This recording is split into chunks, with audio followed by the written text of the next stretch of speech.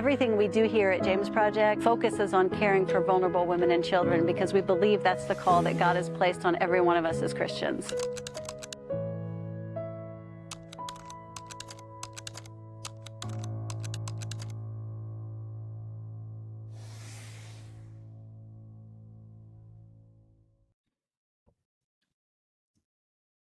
We are back at the James Project podcast, and we have Sue and Dave Kreitz with us today, and they are missionaries to the James Project currently. How are you today? Very good, thank you. We're good. How are you? I'm good. Thank you for being here. And it's not just that you're missionaries to the James Project. There's a lot more to your story that we're going to get to. So thank you for joining me today and sharing all your wisdom. Because wisdom does come with age, doesn't it? It definitely does. Yeah. Forgetfulness does also. That's why we have such a long story. We've got a lot of years. There you go.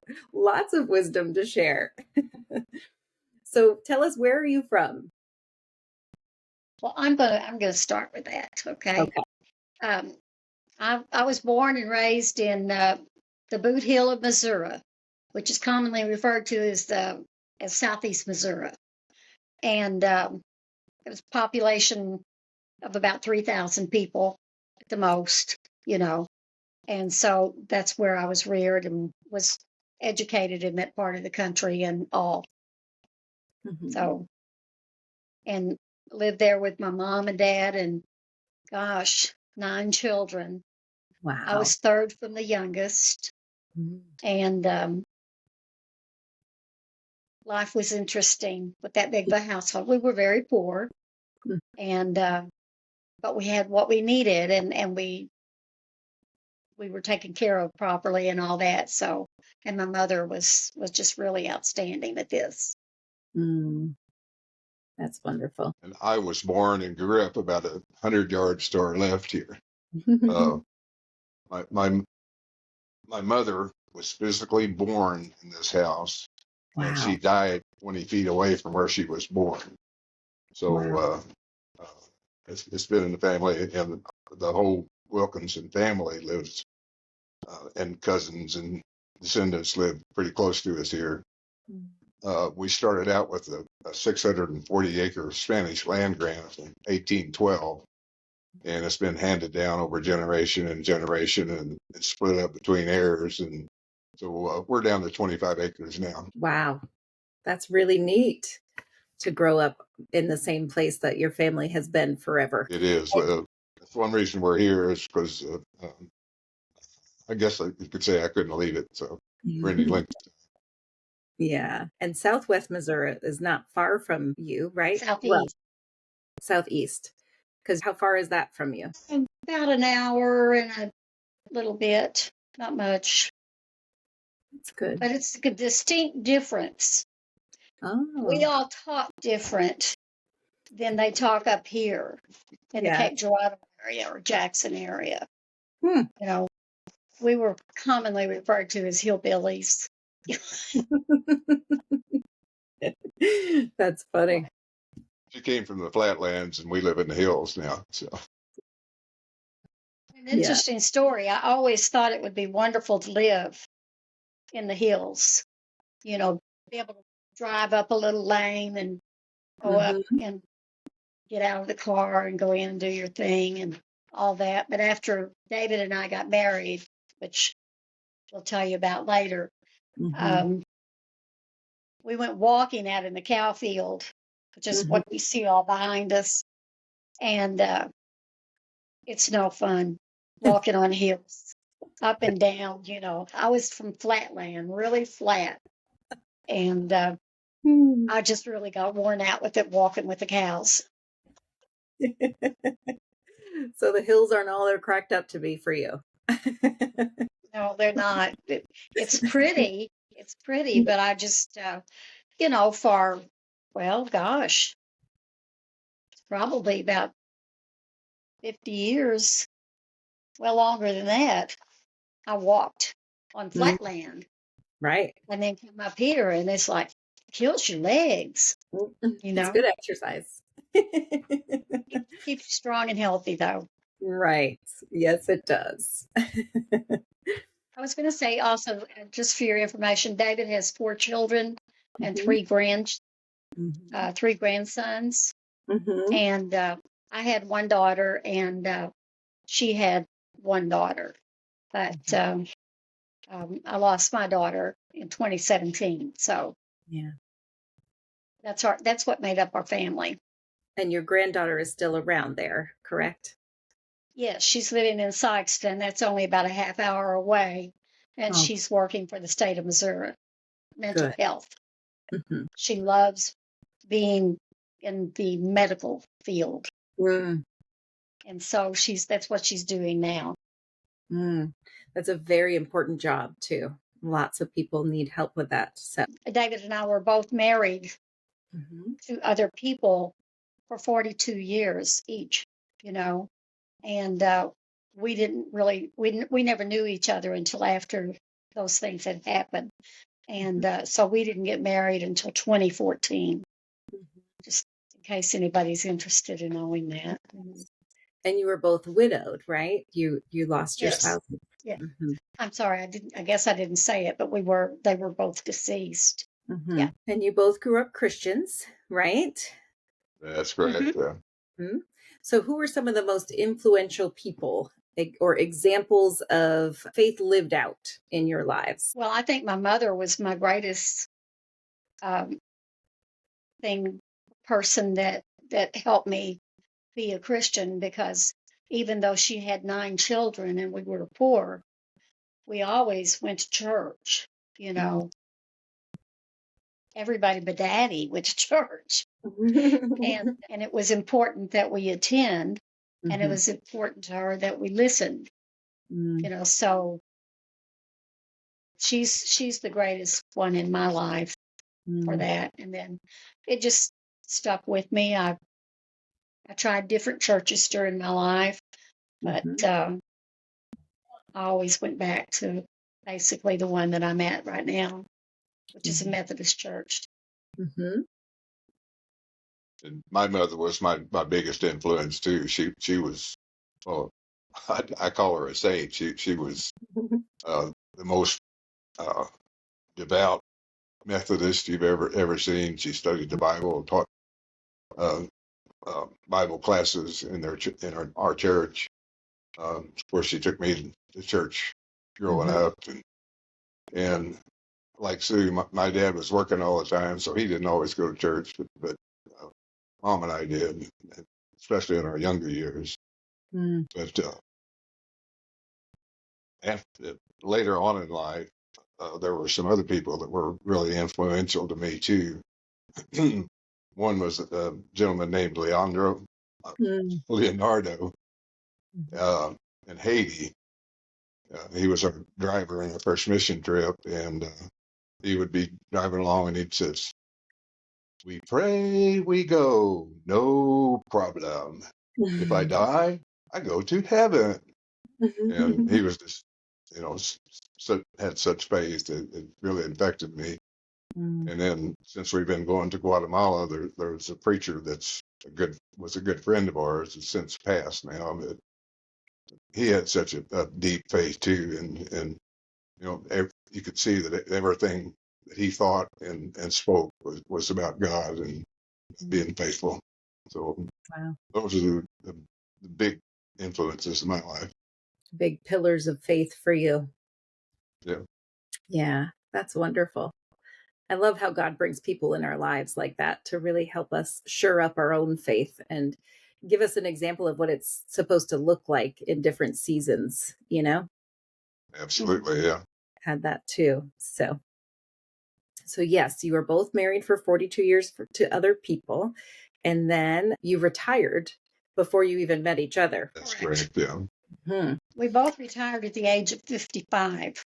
Of course, Right. I'm a few years older than him, so I retired in 97, and Yeah. I don't know when he graduated, when he retired, what year. I retired in 2002.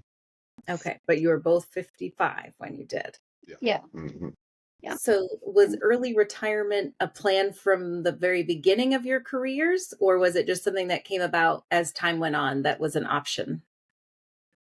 No, for me, I planned it from the very beginning because, um, like I said, we were poor, but so I didn't get to go to college or anything like that. But I did well in school, and I only went to school my senior year a half a day because I had enough credits to graduate.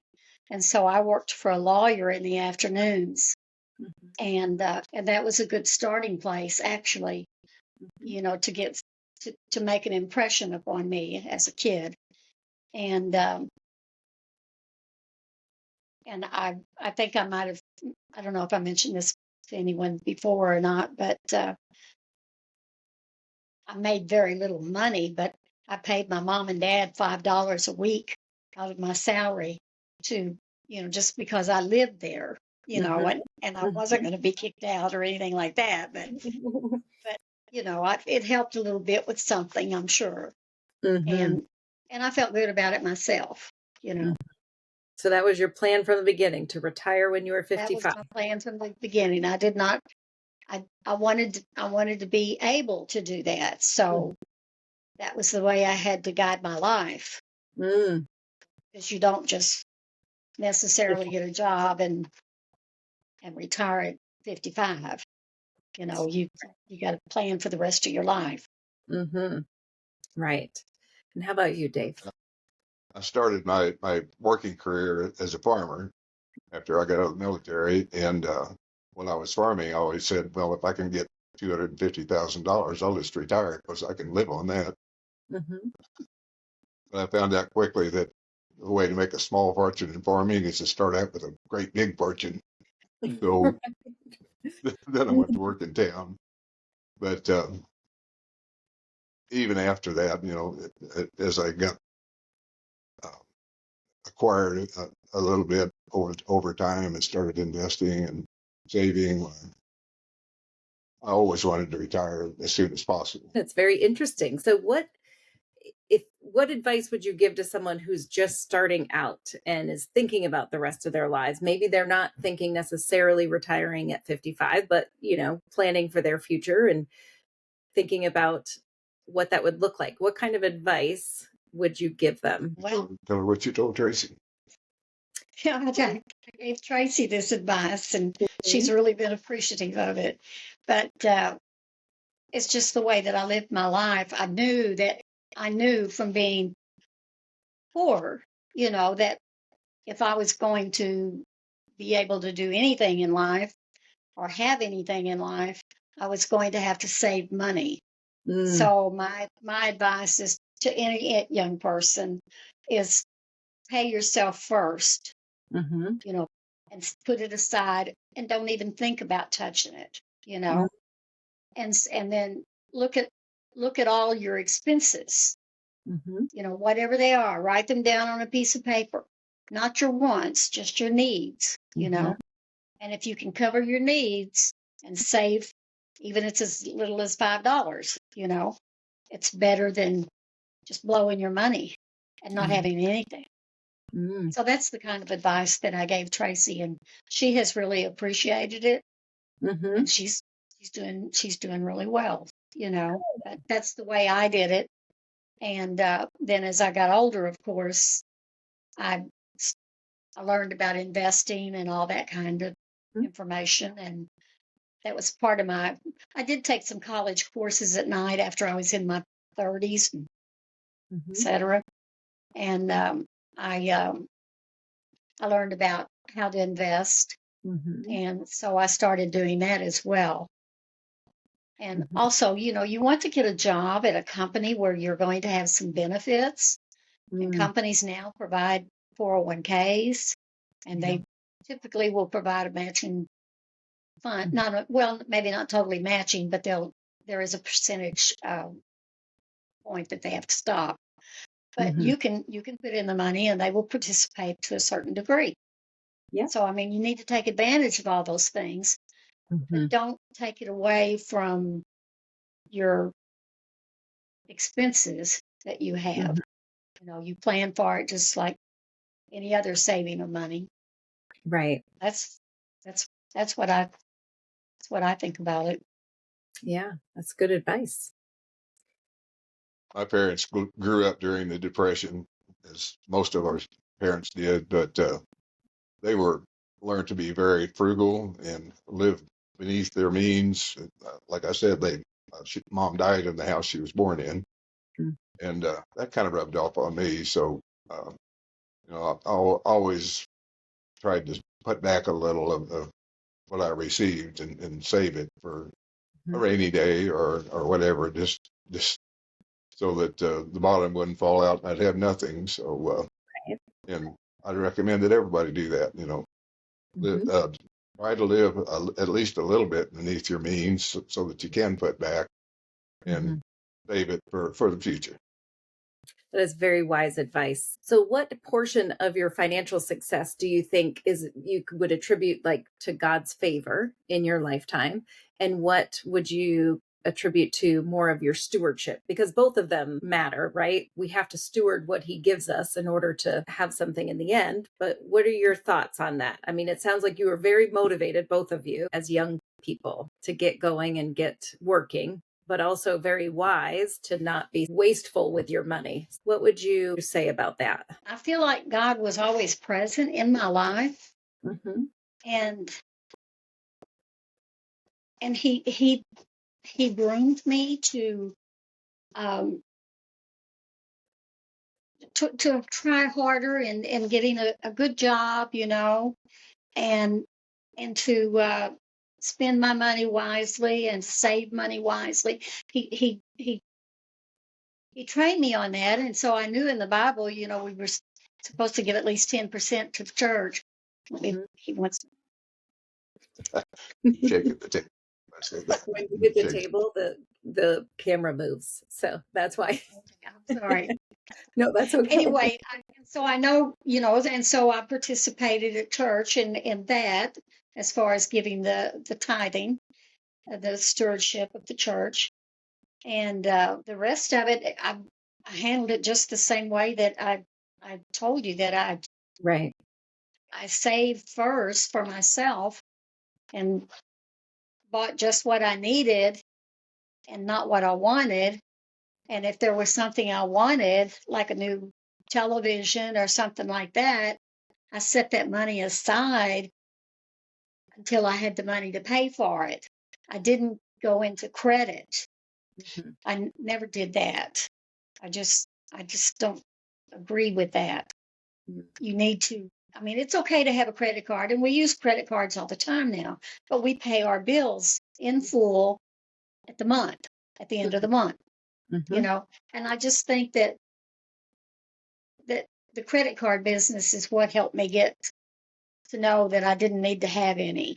And so that's how I did things. Does that sound like there's a basis for your faith kind of directing how you worked and how you spent? Would you say that? And I'd that's say that. just the moral compass of taking care of yourself, taking care of the church, taking care of your family and your parents, and just thinking ahead. And delayed gratification and self discipline as well sounds like it played a role. I think we live in a world that's much more challenging to develop those skills now because of things that are so, you can get an answer in seconds to questions and different things. And it's hard for young people to wait these days. It sounds like probably you did the same type of thing, Dave. It's just that selfless attitude has always been part of who you are, that you've Yeah. thought of others, but also wise enough to take care of yourself and not waited for someone else to do it. Like that selflessness has always been just a part of who you are. Would you say that, Dave?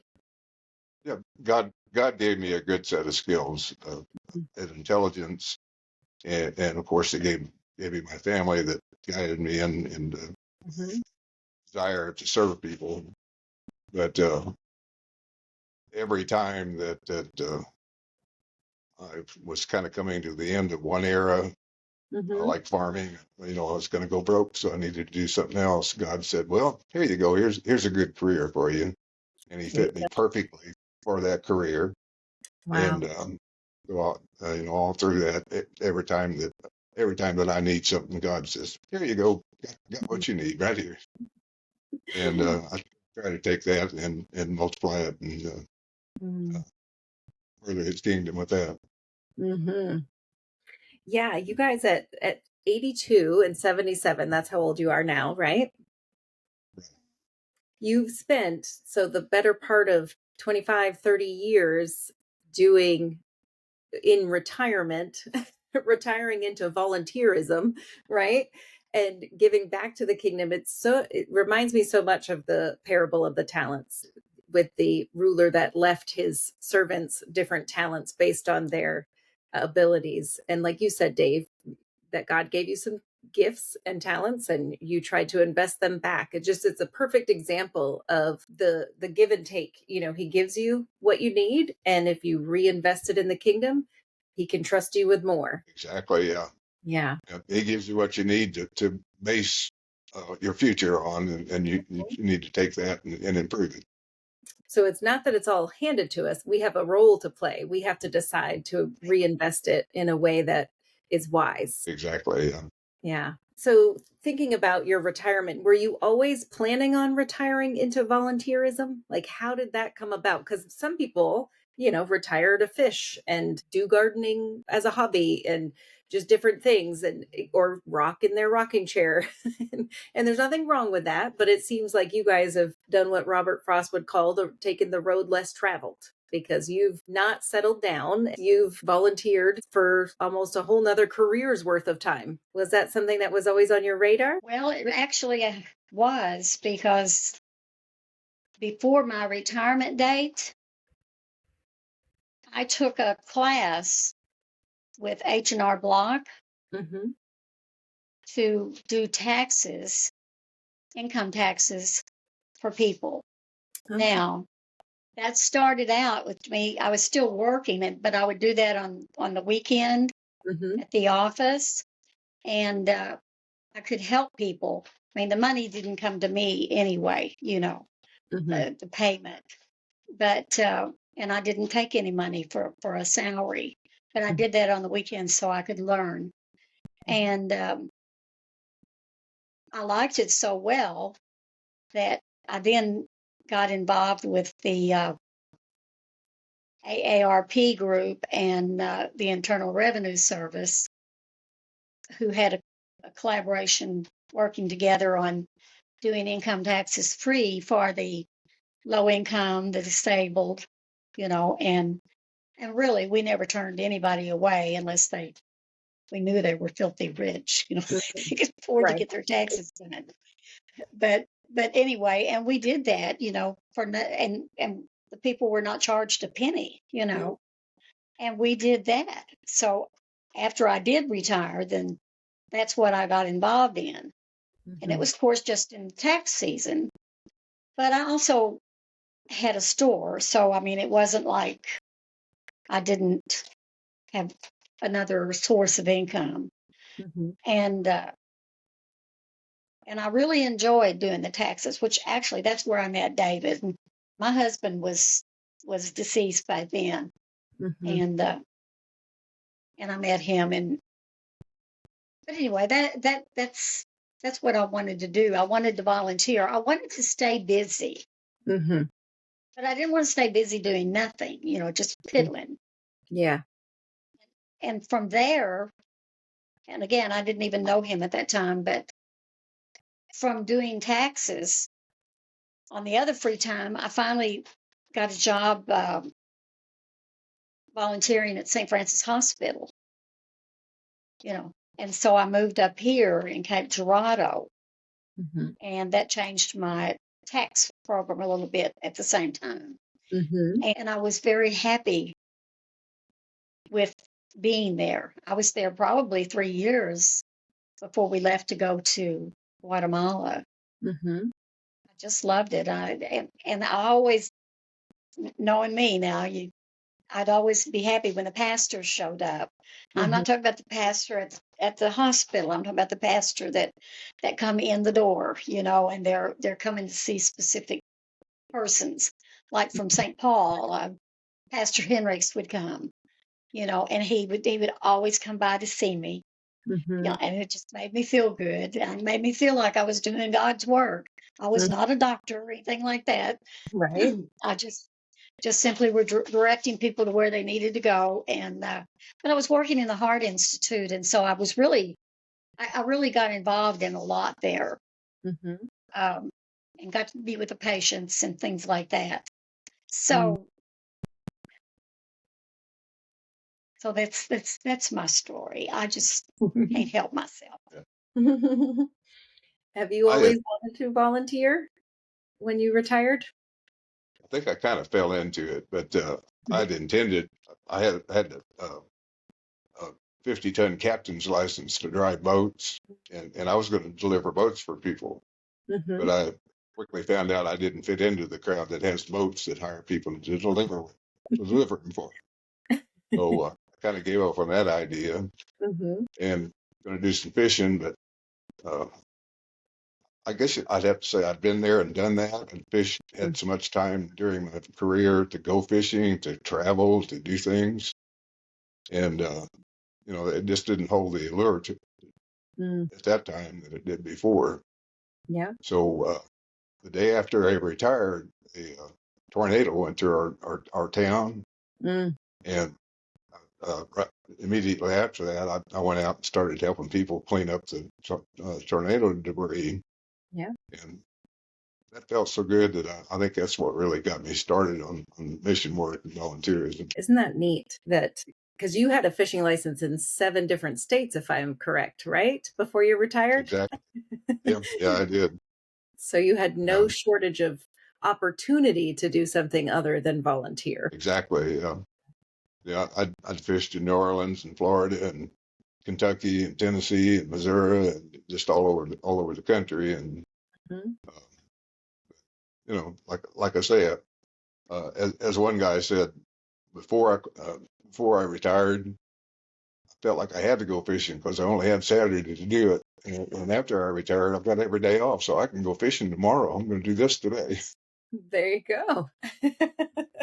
That is an interesting way to look at it. But how neat that either planning to volunteer or falling into it, that you both found that life that connected you to, right? Like that's how you guys met, was volunteering. Yes. Exactly. Yeah. Yeah. So tell me a little bit about that. You it was during the tax season, right? Doing taxes? Yes. Well, at the time that or the time that I started, I'm sure him as well, we were just doing them by hand, and but there was nothing wrong with that. I mean, I enjoyed it doing it on paper and pencil and everything, and then we would package it all up and send it to the IRS or AARP, and eventually, the IRS wanted people to get a little more into computers. And so it sort of started out slow, and then all of a sudden it went boom. You have to do this now on a computer. Mm-hmm. We're going to provide you the computer. We're Mm-hmm. going to show you how to do this. Mm-hmm. Well, so, and that's how we got together, actually. David was the technical specialist, and I had got appointed to Regional coordinator. the regional coordinator. So instead of just working down in Mississippi County and New Madrid County, I was doing all the way up to Cape Girardeau now, back down to the same spot. So I had the whole region to cover. Mm-hmm. And we had to go to class, and David was the instructor. And he fussed at me just the very first day. The class hadn't started yet, but he was getting organized, and there was this nice lady sitting next to me, and she was older than me, and she was concerned about having to do it on a computer. Mm-hmm. And I was trying to show her a few things on the computer, and he interrupted us and told us, "Don't do that."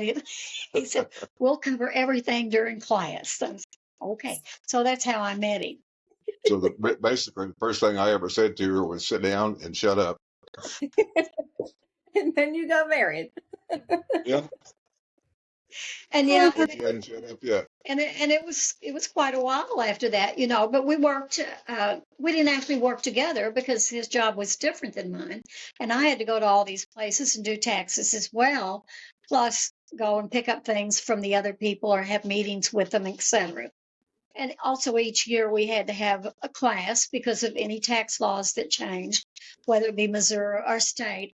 We would have a meeting. All the workers would have a meeting with the state, and then we would have one in St. Louis with the federal government. And it wasn't easy. I mean, any changes it made or whatever changed the way the taxes were prepared, and so it was a really good project. And people like us were loyal to it. This is what we want to do. We want to help these people, and the people were so grateful because they didn't have to pay anybody. Right. Yeah. So This can be it was just awesome. And you meet so many nice people there. They might want to bring cookies or something like that, but they couldn't give us any money. We couldn't take money from them, and we didn't want to, but they'd try to slip in a cookie or something now and then, and then we usually did our tax work at those facilities where the senior citizens go and eat. Yes, the senior center. Yeah, Mhm. that's where we would work, because they didn't charge us any money, Right. to be there, and which is good because we weren't making any money, and the government didn't have to pay any money either. But so it just worked out really well. It was just it was just nice. But anyway, at some point after I met him and actually went to an annual event that we would have, which was just a breakfast at some restaurant, all of us would join together there. And David gave me or presented me with this little ring, a ring now, mind you. And it had this great big old diamond on it. Wow. Well, but it was. It was one of those diamonds where you soak it in water and it grows. Do you remember those? No, I do not. But I remember other things. We used to do different, like a little angel or something, and it would expand. But yeah, I didn't know they had rings like that. Yeah, I shouldn't have said a big diamond because it was just a little it wasn't a diamond anyway. It was just glass or whatever they make to make it puff up. But you'd put it in water and it would just get really big. And so that was how we met. He said something about me being from the prairie. Yeah. It was an award. We were giving out awards for, like the most popular in high school and all that kind of stuff. Yeah. Yeah. And she had learned the computers systems very well and was very effective. And so I gave her a award and it said we'd found a diamond in the prairie. Yeah, that's what it was. But that's another example of the Lord always providing me with what I needed to do what He wanted me to do. My career was in computers and programming, and I was to get started with tax aid. I was looking for something to occupy my time, and saw an ad in the paper about tax aid, and they needed somebody that was versed in computers to continue the program. So He just gave me what I want, and I took it and ran with it. That's amazing. And not only just gave you the job that you are perfectly suited for, gave you your second wife. There you go. Yeah. Yes, you're right. But it sure didn't happen overnight. I know that. Yeah. It doesn't sound like either one of you were really looking to remarry. I never dreamed that I would be married again. I never did. But I think, well, I did tell all my workers like him was men, and so I would talk pretty frankly with them. And I said, finally one day I said, well, I'm getting tired of just going out to dinner with all these women. I said, what are y'all going, I didn't say one of y'all. I said, but y'all going to have to find me a nice man just to go out and have dinner with. I said, but I don't want to get married or anything. So I'm not looking for a keeper. I just want to go out to dinner with somebody different, you know? Right, right. So that's how that story came about. Mm. Never And you have, dreaming that I'll yeah. one day marry him. For dreaming. And you weren't looking either, Dave? No, no, I didn't dream of marrying, and uh, like I say, that's just what God does. He puts you where you need to be at the time He wants you to be. Mm-hmm. So now that we've established that neither of you are each other's dream. No, Turns out we're a perfect match. So Right, right. And you share such great vision for what you want in your lives. And it seems like that's what brought you together, is that your shared vision for spending your life building into the kingdom. I think that's exactly the truth. Yeah. and as time went on, I became very aware that he was a mission-oriented man. Mhm. And that makes all the difference in the world. Sorry, I did the table. No. But anyway, whenever we would talk, he would tell me how, well, I went to Joplin to do this, that when the hurricane hit or when the tornado hit Joplin, remember that? Mm-hmm. And other things that he was always doing. And I thought, he's really a good man, I mean, this was what I was just thinking. He's Right. really a good man. Mm-hmm. And so it just progressed from there. Yeah. We got married. Well, that's good. So anything that, like you're with talents, you're talking about time and money and energy, they're all things that we can invest, right? But Mhm. the way I try to teach my kids is we talk a lot about cost benefit analysis with anything that you're going to do, like whether it be an activity or, a volunteer thing, whatever it may be. So I'm sure that, I mean, we've talked a lot about how much you've enjoyed volunteering and living that lifestyle, but what would be some of the costs that you would say that you've incurred living this kind of lifestyle? Probably going to both tell you the same thing. Missing the family is the hardest part. I mean, it really is. I mean, we had a great grandson born, and we were gone. Mm-hmm. And then we had another one. And then we had another one. But I mean, and maybe that's not what you're looking for, but that was the first thing that came to my mind was Mm-hmm. missing family. Mm-hmm. And you Because fast forwarded. So, and you're talking about the missionary lifestyle that you're living now, right? Like when you went to yes, Guatemala. Yeah. right, yeah. Yeah. But as far as the rest of it, I just got self gratification out of it, Mm-hmm. and knowing that I was helping somebody that really needed help. Mm-hmm. And I know David felt that same thing with what he did in addition to doing the taxes. Right. It was just awesome. So in those volunteer situations, you wouldn't say there was much cost to it besides your time? That was pretty much all time. Yep. Back in those days. Mm-hmm. Some travel expenses and so forth, but Mhm. that was nothing basically. I think it's really good for people to hear that because there's very little cost associated, is what you're saying, with volunteering in your area, helping somebody that needs it. Right? Right. But I mean, even we were self-supported in Guatemala as well. Right. Right. I mean, Yep. but we've been blessed, Mm-hmm. Mm-hmm. and it just, it's not necessary. When you see these kids, for the first time, and you see how happy they are, Mm-hmm. and know that there is no reason they should be happy, Mm-hmm. except they're happy that they're at the project. Yeah. it's more than your heart can stand sometimes. Mm. When you see them singing at church, Mm.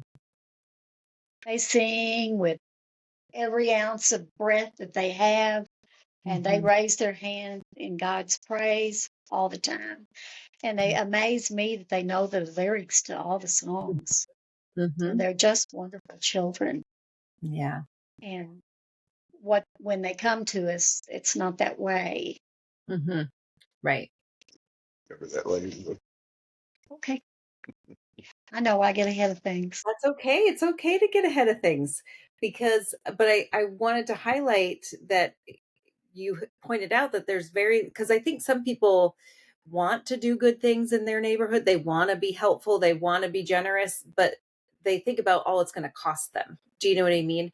So to think about Uh-huh. just the local area things, really, you guys poured a ton of your time into it. And you are just talking about the cost was just the time, and the self gratification and the feeling of reward that you got back was so worth giving of the time. I think it's important for people to hear that and to understand it doesn't take something huge to be able to give back and to feel good about what you're doing in your community.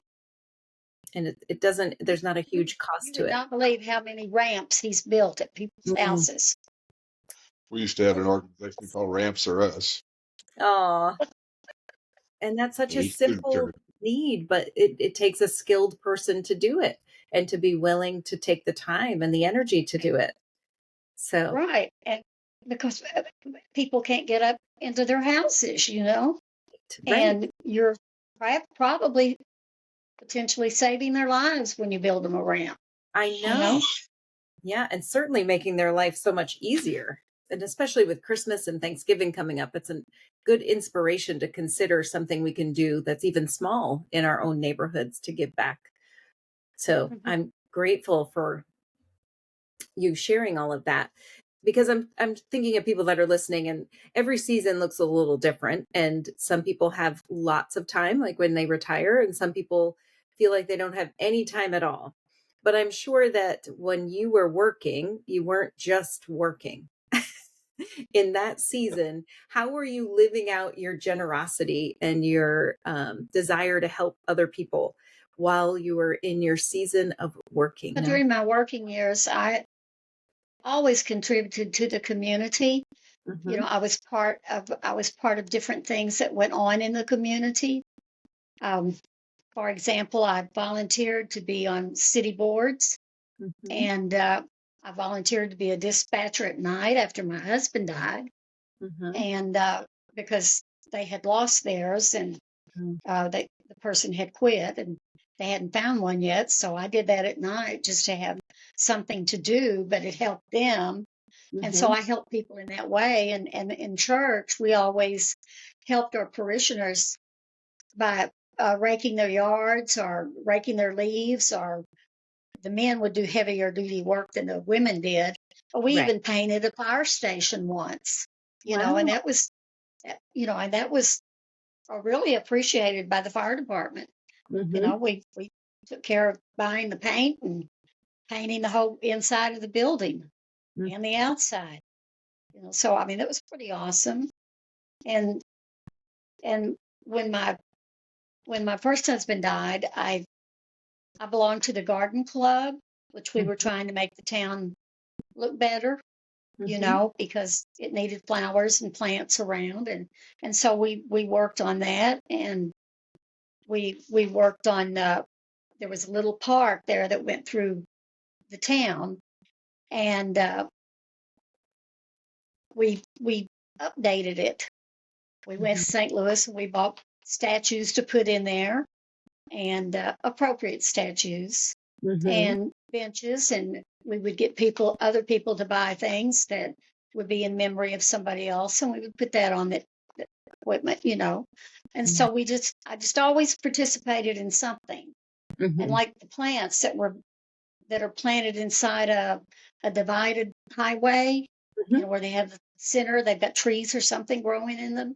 We planted flowers in those beds, Mm-hmm. and if somebody wrecked into it, and drove their car into it. The police would call me if it was the middle of the night. And Oh, I'd that's get up fun. and go up there and we'd talk about it, and they wanted me to convince the people that they needed to repay us for the cost of those plants. So I'd talk them into it and things like that. Also, other things like that. I I volunteered to be the chairman of the Sweet Corn Festival, which is held every 4th of July, Mhm. and from that we grew to have a race, a bicycle. Not really a race; it's a ride as to how far you can ride your bicycle. Oh, wow. And that was really there were different areas to go to, and they had specific miles that you would ride, and so it was just a fun thing for people. People came from all over the United States, and they're still doing it. Yeah, And that was back a long time ago for me when we started that. that's You neat. know, Mhm. so it's still there, and the Sweet Corn Festival's still there, and all that. So I think that's how I've contributed. How about you, Dave? How did you live out your generosity in your working years? Keep going back to when I was a farmer, very, very early in my career, but uh, there was a need for fire departments in our area. Mhm. Uh, there was just no fire protection, so we decided to start a small volunteer fire department Yeah. uh, here in Millersville, our local community, and I helped to start that department and helped it grow. And I think during 15 years that I was in that fire department, I had 1,200 hours of fire training, but Wow. it was all to serve the community and be available if there was a situation, a fire or auto accident or whatever. Mm. That was one of the main things I did. And other than that was mostly just work through the church and Mhm. local missions, raking leaves and Yeah. cleaning people's yards and building ramps and things like that. Very neat. There was one other thing that I did, and I was very proud of that, was the Kenny Rogers Cerebral Palsy Center.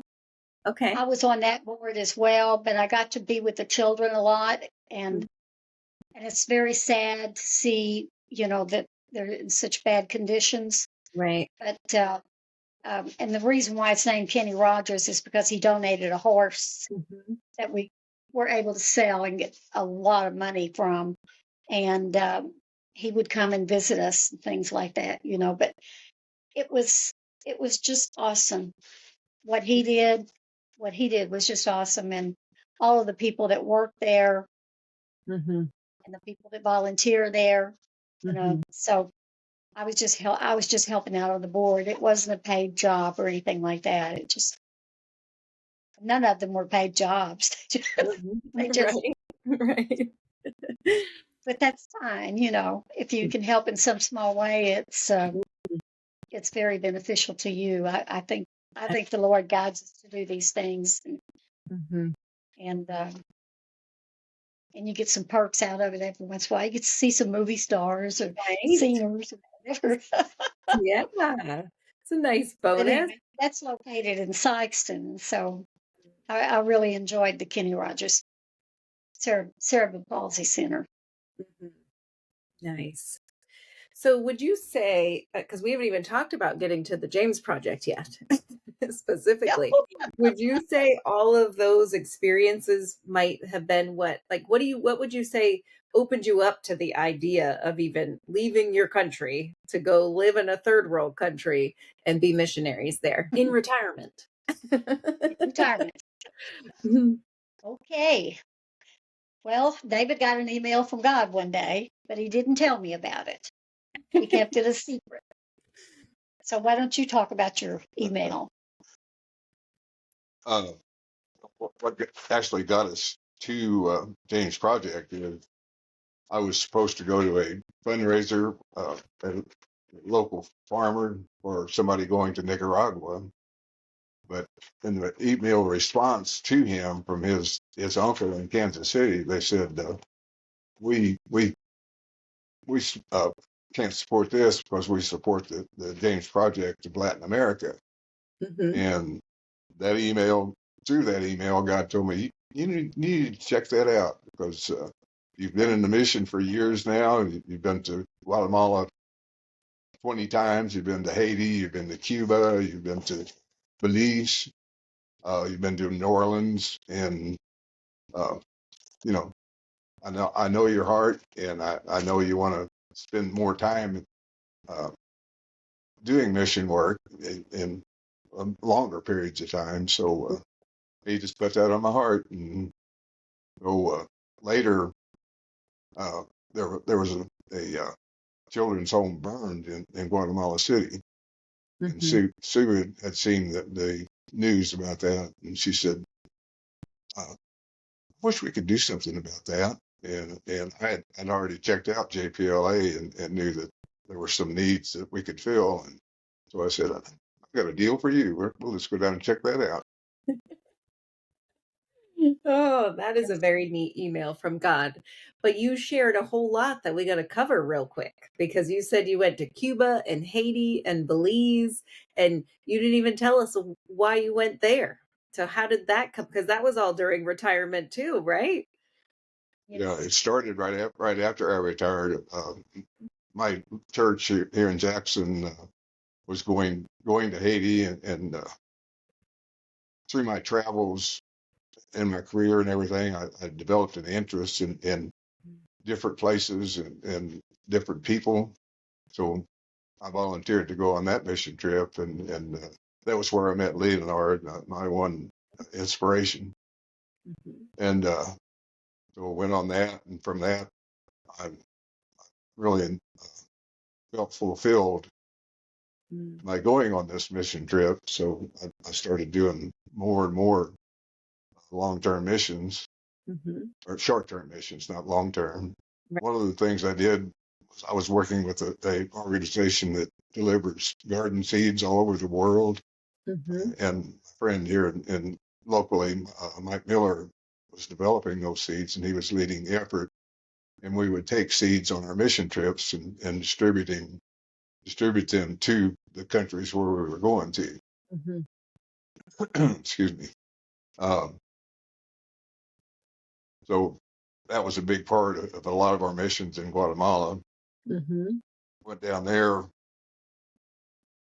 with the church mission teams every 2 years for about 10 years, I guess. Wow. But we would then a friend that was our contact down there had a vacation Bible school up in the mountains, Mhm. and just Sue and I would go up there with her, and we'd do a vacation Bible school and distribute seeds as well. Mhm. But this was just a little mountain village, and every day there, just out of the bushes, appeared about 300 kids, Wow. and that Just a second. And I would straddle the ditch in front of the church.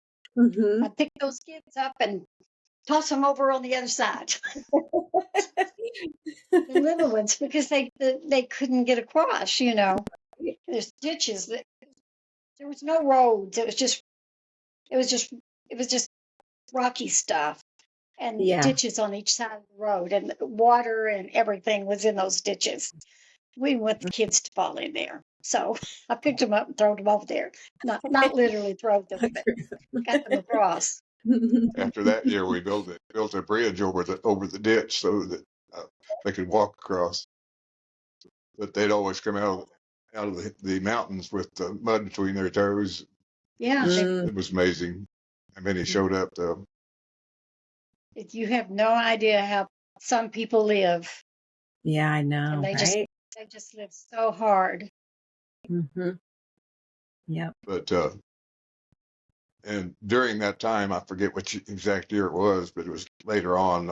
I got a chance to go to Cuba, and like I said, I always was always interested in other people and other cultures, Mhm. and assumed probably that the people in Cuba were the same as people everywhere, Mhm. and it became absolutely true. Had the same wants and same desires as everybody else, and it's really a informative trip. Yeah. To get to know some people in Cuba. Well, that's really neat. So you had been all over the place, and you'd gone on some of them with him, right, Sue? Well, I didn't go on any of those. No, I've only been with him to Guatemala, but But not. we didn't go to JPLA. We went on Hmm. one of the trips that he mentioned that the Mhm. lady from St. Paul was in charge of. Okay. All right. Now we can get back to your email from God. So you got that email and you got inspired to check it out. And then that orphanage down there burned. Did you go down to check it out on your own, like a vision trip, or did you go down with a team? Went down on our own as a vision trip Okay. in I think it was 2017. We Mhm. spent a week down there, but we'd contacted them, and of course my work with the Day 3 Seeds. Mhm. I'd learned quite a bit about agriculture and wanted to maybe, and I saw that they had some need in that area, and then they had aquaponics, and so we just went down to check it out, and as a vision trip, that's what it was. Yeah. And fell in love. Fell in love with it. It was just awesome. Yeah. What was your first impression? Like, tell me about that. Because it's a long way. Like it's quite a haul to get there. It's not, it's not easy to get there, and it's not easy to live there, but it's not something that you can't accomplish. Right. But no, we went down there. Of course, we had to stay in the hotel the first night, and that was quite an experience because it was so miserably hot, Yeah. And the hotel in town, like in Monjas? in Monjas. I Yeah. don't So not recommend any hotels. right. So not But like a hotel in the city with air conditioning and, room service. no. No, there was an air conditioner, but it did not function. Okay. And but at any rate, so then then we moved into the team house. Mhm. But I think there might have been a team there when we arrived, and that's the reason why we couldn't go there then. But that's where we stayed the rest of the week. And oh, it was so nice and cool sitting in the team house with the window open back in that back bedroom on the left corner. Mhm. But the first impression, I guess, well, the first thing that caught my attention was the ceiba tree, the big tree out in the Yeah. front when you drive in. There's Yeah. just nothing like that tree around here. It's just maybe in Louisiana or somewhere there might be a good tree like that. But it's just beautiful and it has such meaning. There's Mhm. so much activity that goes on there. And it's all good. It's all Mhm. good, just nothing bad. Right. We pray there, we dine there, we Mhm. the little children that are in the daycare every morning their first order of business is to take a walk around the ceiba tree. And then I have to go out and take pictures of them when they're doing that because they're so sweet. But anyway, that was my first impression. But my next impression was I was surprised at how large it was, and all the buildings looked nice, and neat. And then we started seeing children, and of Mhm. course the children were just tickled to death to see us, and they Mhm. all come running, and it's just more than your heart can take. Sometimes it's just hard to do, But Mhm. we played with them and things like that, and I it was the staff. The staff was so kind and considerate, helpful, and they all seemed to do their jobs without any complaints. Mhm. Just they're happy to be there.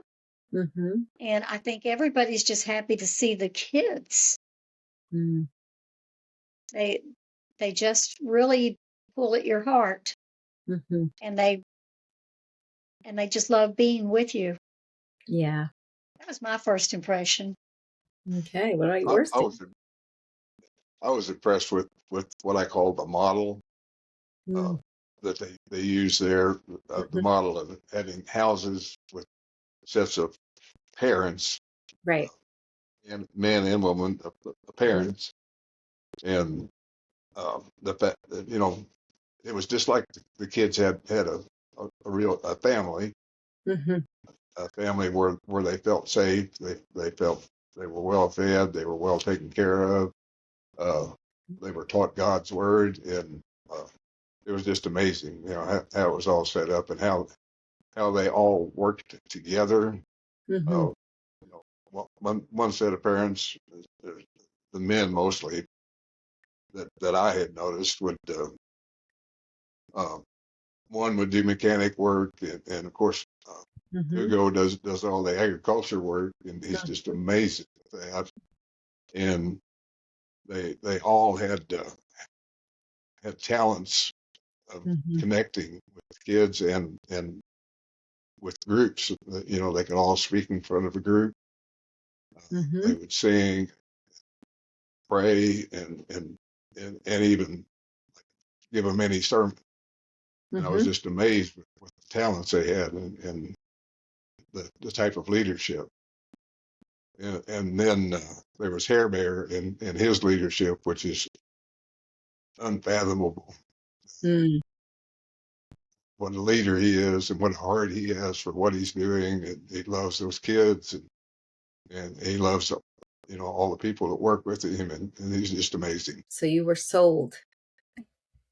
Oh, Well, we got to play with them out on the playground, and each and every one of them wanted to be with you. Yeah. And it just makes you feel very special, and you're looking at them as if they're the most special thing around, and it's just awesome. Yeah.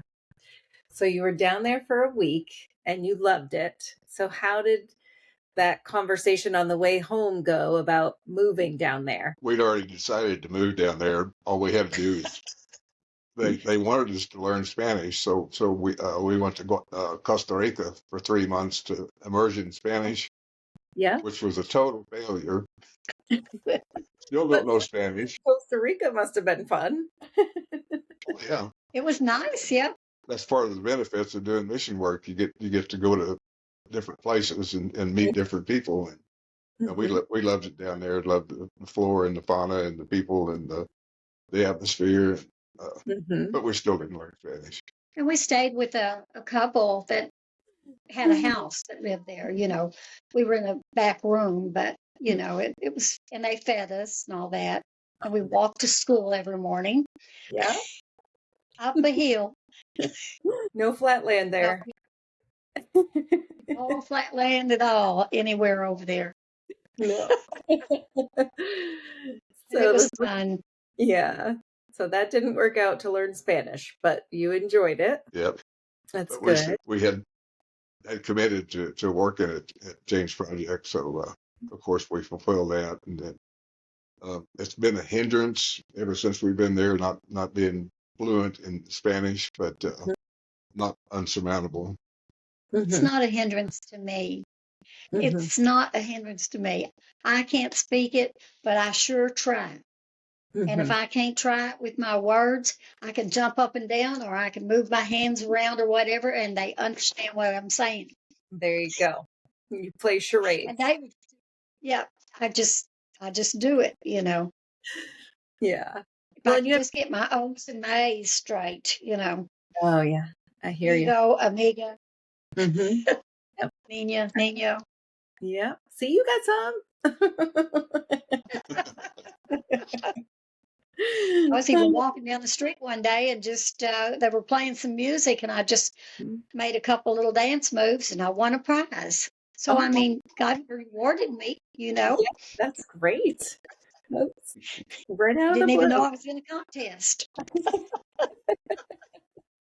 Speaking of that, one of the things we talked about before that I wanted to touch on was your ability to just acclimate to any culture and just enjoy it. I know that you had mentioned that, Dave, you have more friends in other countries probably, and you know a lot of people in the town of Monjas. even though you don't speak the language. So like what is it that you do to make yourself so available to connect with people? I think this goes to all the countries, Haiti and everywhere else. It's an attitude. Mm, A big old smile goes a long way. mm, And just looking at people, looking them in the eye, uh, and what limited Spanish I have, saying good morning, how you doing, mhm. uh, or as they said in New Orleans, what y'all did last night. But, and mostly the smile and just being friendly and Mm, having a real caring attitude, mm. like you're truly interested in what they have to say, what they're doing, and they respond, and then they see you a month later walking down the street and they say, "Hey, how you doing?" Aw, In yeah. Spanish, of course. Wherever I go, I always say hello to everybody. And I Mhm. may even go over and say, "Do you speak any English?" You know, so I speak to everybody. That's good.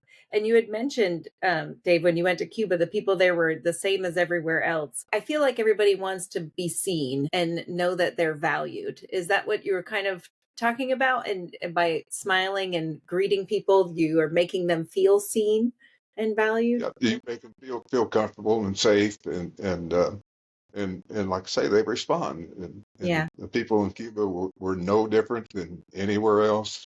Mm, They had the same wants, the same desires, mhm, and uh, you know, they're just people, and especially children. Children mm. are no different anywhere I've ever been in the world. Yeah. Uh, all they just play and they're carefree, and Mhm. uh, they're just lovely. We all have a lot more in common than we think, I think, you know? Mhm. Absolutely. And Mhm, that's part of the reason I like to travel, is to mhm, realize that, and mm. make sure that my assumption is true. That's great. Okay. We were talking about your time at the JPLA. And so, how long did it take you after your 3 months in Costa Rica trying to learn Spanish to get to the JPLA? You didn't sell your house? You said your granddaughter moved into it, right? Mhm. Yeah. Yeah. And And David then, had to have his knee operated on before we left, oh, okay. knee replacement. Hmm. And so then we left in 2018. Okay. We arrived there in May of 2018, I think it was. And you've been missionaries there ever since. Yes, we have. We Hmm. spent one entire year during COVID. We got the airport was closed, so we spent a full calendar year down there. Yeah, because when you live there as missionaries, you have to leave every 6 months, right? Even if it's just for 48 or 72 hours. For 72 hours. Yeah. You get a 3 month extension going in, and then you can extend that for 3 months. But after 6 months, you must physically leave the country Mhm. for 72 hours. So you were down there a whole year because the airport shut down during COVID. Um, Correct. and so what did you find? I mean, it sounds like you loved the work, correct? Hmm. The work that you were We're doing? both workers. Yeah. So we just like to work. Mm-hmm. So, Sue, what are you and what were you and what are you now doing? Okay, well, I was the sponsorship coordinator Mm-hmm. since 2018, Mm-hmm. um, one with no training whatsoever for the system or anything. Mm-hmm. But anyway, the girl that I replaced, she left the day before I got there, and Okay. but anyway, that's what I did, and what I did was communicate with the people that visited the teams, and I would do the sponsorship talk, explaining Mhm. all the all the aspects of that, what it cost, what you can do and what you can't do, and this, that, and the other if you sponsor a child.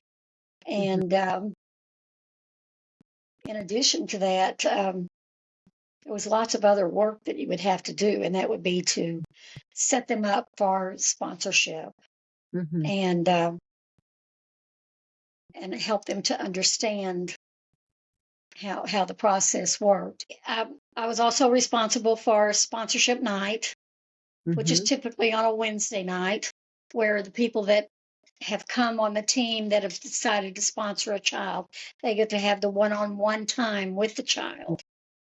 And I had to set it up. David would help me set it up, the tables and chairs. Right. And I'd have to get enough Spanish-speaking people. You needed one for each sponsor, so that there would be communication, translation. Yeah. The kids couldn't speak anything but Spanish. And just keep track of all that. Keep track of the gifts, because they're allowed to receive a gift for Christmas and one for their birthday. Now, we don't celebrate each child's birthday, but we celebrate the group of children that have a birthday in a specific month. Yeah. And God bless people. There was a place in the city that always supplied the cakes. They bring this great big cake. And so everybody got cake and ice cream and stuff like that. And Tracy would actually do the letters, have the children write letters from their sponsors. So, I had to keep track of that, and I would keep track of the letters that came in and went out, and communicated again with the sponsors to answer any questions that they might have. They could email me, I could email them. I didn't always have to talk to all of them. We mostly emailed. Yeah. And take care of any problems that they might have. Like right now, we got somebody that has cancer, and she's been moved to MD Anderson. Okay. And she wanted to cancel her sponsorship until she doesn't think she's going to get well, but whatever happens. So I'm still keeping track of that. So things like that, anything out of the ordinary, I take care of. That's a lot. That's a big job. It is a big job. It is a big job. 10 kids on average, right? Yeah. When we first got there, there was average of 85. Wow. 75 to 85. And now it's up to 110, 115. It's an amazing place. It's just amazing. Now you do goat milk soap. Yeah, and now I paint and do goat milk soap. And you taught the girls to do goat milk soap, or the kids? Right. Yeah. And that's what I'm going to do whenever I go back, is do another class with kids for the soap. Because they want to sell it in the little shop where team members can go in and buy things, Yeah. But goat milk soap is good for you. It's good for your face. It's not necessarily good for the rest of your body, but it's really good for your face. Yeah, I like goat milk And soap. I just would do anything that they want me to do now, But I've had so much problem with my eye. Yeah. I've not been able to be as consistent as I was. However, today was the first day that I didn't have to put a drop in my eye at all. Yay. Until I go back to the doctor in May. January. I've been to the doctors in May and January and April and December so many times now. It's funny. Yeah. But anyway, so far it hasn't leaked today. Good. So I don't know. That's great. Just pour down my face. Yeah. That makes it hard to work on computers and translating or any of that kind of stuff. Well, you're constantly, it started dripping all the way down on my chest, And it's just, it didn't hurt that bad. It wasn't necessarily comfortable. Not fun. I'd have to pull it off. No, it's not fun. But anyway, I don't know what I'll do, Rebecca, whenever I go back. Yeah. And what about you, Dave? What do you do down there? I've almost worked myself out of a job. When we first went down, I was taking care of aquaponics, helping out in the fields and taking care of the chickens and everything, and staying busy that way. And then, of course, taking care of the cameras, the the technical electronics and electricity and so forth. So stayed pretty busy there. But talking about COVID was probably the best thing that could happen down there, because the kids started doing,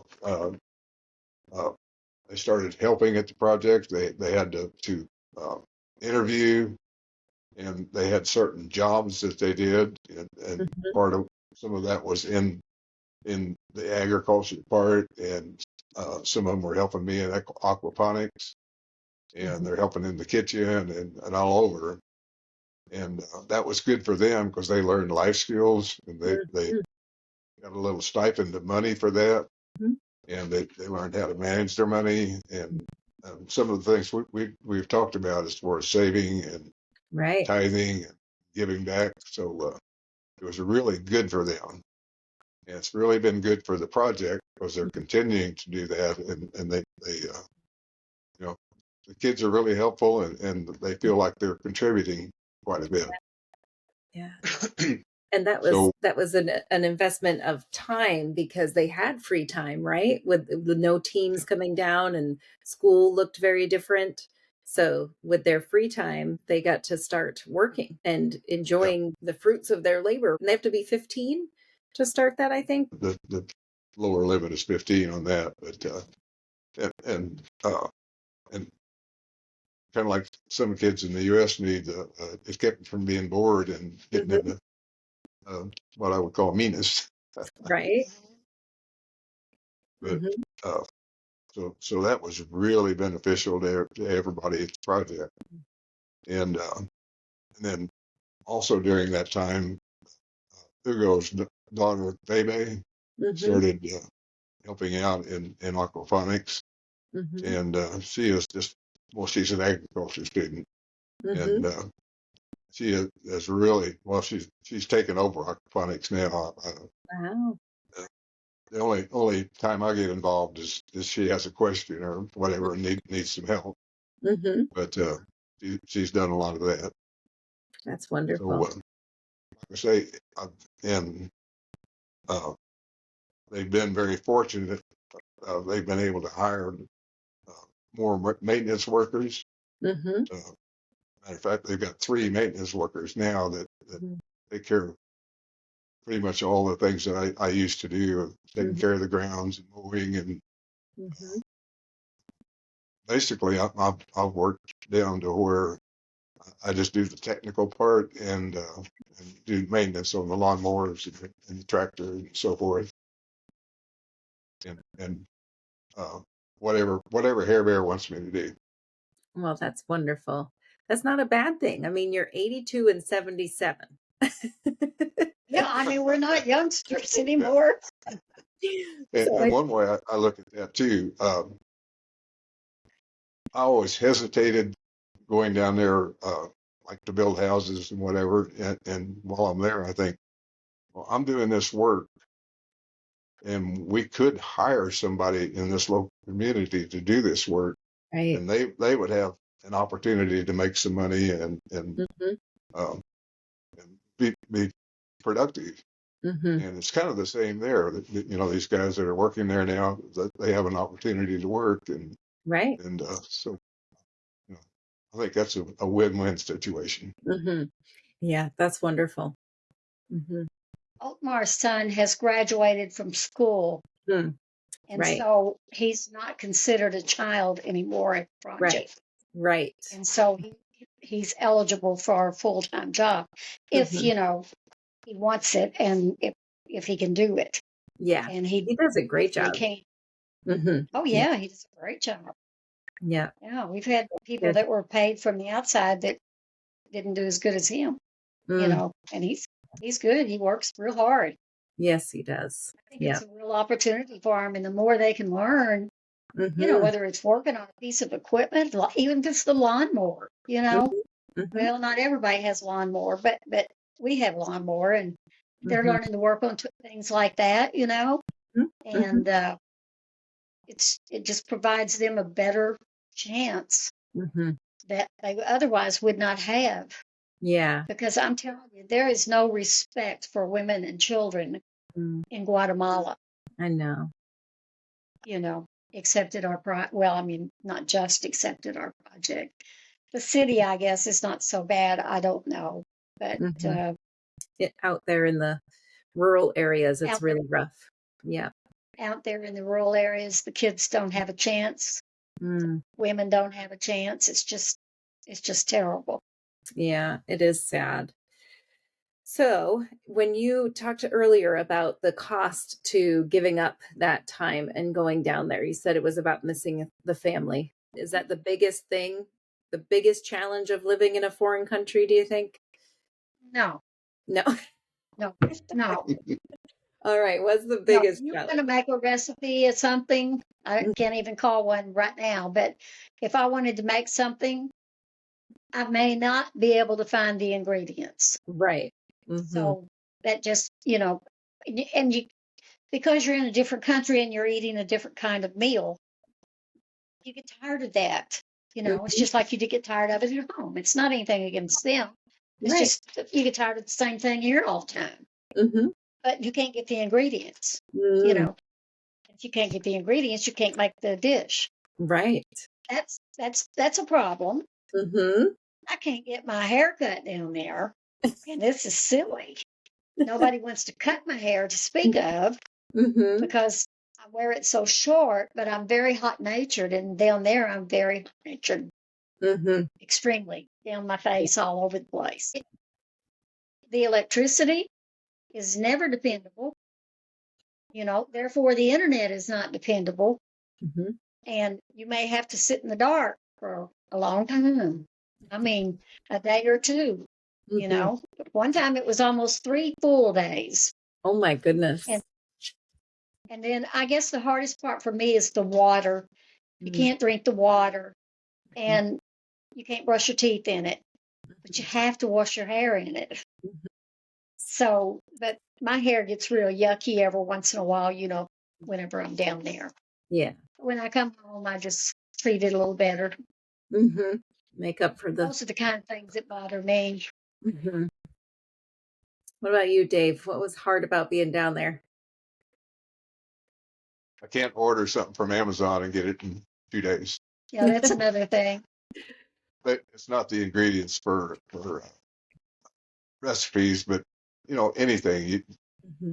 Uh, you can't just go out and go to the local hardware store and buy what you need, and Right. you have to find out where it is. And Hmm. over the years, I've gotten better at knowing where to go to find whatever I need. Hmm. There's still a lot of things you can't get. There's a lot of things we take back with us every time we go. We take 5 suitcases, Wow. big suitcases, plus Mm. our carry-ons, Yeah. Hmm. so, but there's always parts for the lawnmower that nobody can get, Hmm. and parts for different things, the tractor, and there's not a lot of tractors down there. I'm sure you've noticed that. Yeah. Um, it's interesting. It's not enough to make you not want to go. You Okay. know, you can deal with it. Hmm. You can deal with it. I love it. That's all I can say. I love it. I love the people. Everybody's friendly. Hmm. Everybody asks us here, aren't you afraid to be there? Well, no. Why would I be afraid? God's walking with me. If it's my time to go, it's just my time to go. Is the way I look at it. Hmm. So I just love it. And you love it so much that you've built a second home down there. Yeah, Hmm. yeah, we did. What was the process of building down there like for you both? Was it challenging to build a house? Challenging would be the best word to use. Okay. Yes, because they started in 2022 or 2023. 22. 2022, and I'm not sure it's finished yet. Oh, goodness. Well, the way they build a house is strange to begin with for us. strange here. All the houses are made out of concrete blocks, and they're just made that way. Right. Because termites would eat them up pretty quickly. The main thing there is there is a cultural difference in the way they build houses, and we assume cabinets in a house, and that's not something they typically do. Although our friend down there does make cabinets, he's a cabinet maker, but it's not usual. Usually, the kitchen cabinets are made out of concrete and just a curtain over it. But of course, being gringos, we wanted it the way they do in the U.S. So that was part of the problem. All in all, we Tracy's been a blessing to us. She's been our lifeline down there. The house has been built. We always wanted to build a house there, and we've been able to do that. And it's going to work out in the end. Yeah. Well, and that's not the only house you built. You've actually had a hand in building 3 houses down there. That's correct. The first one we built, there was a tropical storm went through, and there was a really big flood came through town. And there was an older lady that we had befriended on the way after the project. She was, I think at the time, 87 years old, and her house got flooded, and it was in the middle of the night. I don't know how she got out, but she did. But we decided to help her out and help her to build a house, and so we provided the funding, and our friends down there, like I said, one's the cabinet maker, and they've done a lot of construction work over time, and they had friends that helped, and we built her a new house out of the floodplain so that it wouldn't be possible for it to flood again. Yeah. And It's 2 bedrooms, wasn't it? Yeah. It's 2 bedrooms and a bathroom and a living area. Yep. So it was, very, very simple house. I guess pretty good by standards down there, but it was really a mini house. But, Right. The interesting part is, Sue had to show the lady how to use the toilet, because she had never used an indoor toilet in her life. Wow. And she was 87. 87 years old. I've never sat on a toilet. Wow. She must have been tickled pink. She was so happy. Yeah. And we just talk, and I wouldn't know what she was saying, and she wouldn't know what I was saying. You know. It's one of those communication things. We were always able to communicate. And She just loved us, loved on us, and we loved on her. She was just real. You know the house down there by the bridge? Yep. The one on the left-hand side, if you're going to the project, that's where she lived, the very last house. Yeah. And actually, I mean, she just had a pot, and she emptied it out behind her house. That's why it was called the Stinky River, because lots of people in that area did that or do that. Yeah. That's true.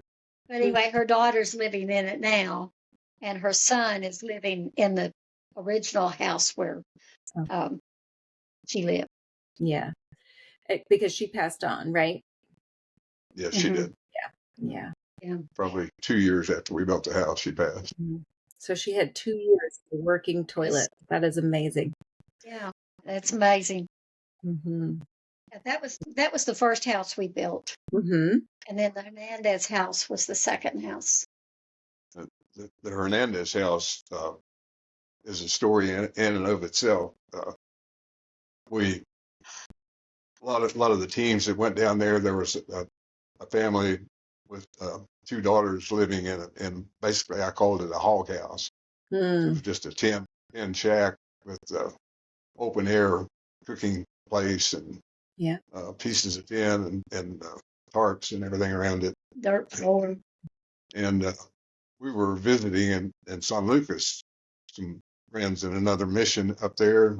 They've also got a children's home and do feed breakfast to kids in schools and feed senior centers.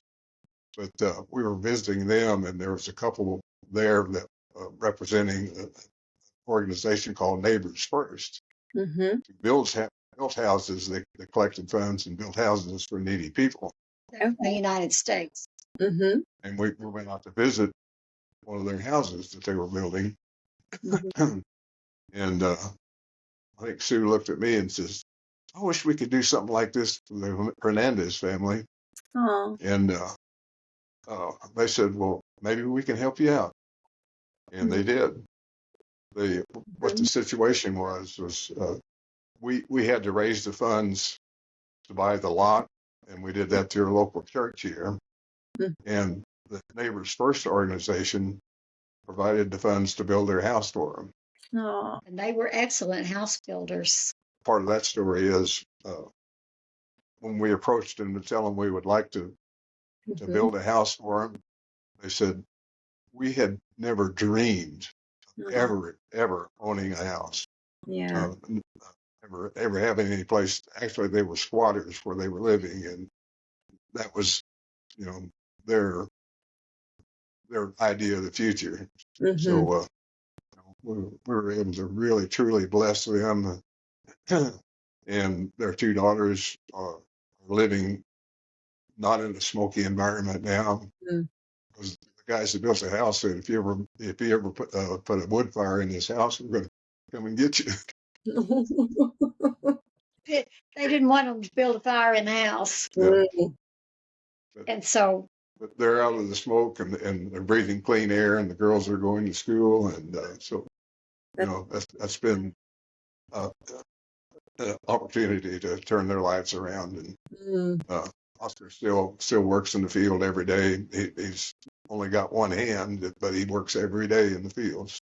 My goodness. 12 hours a day. Just incredible. They think we're angels.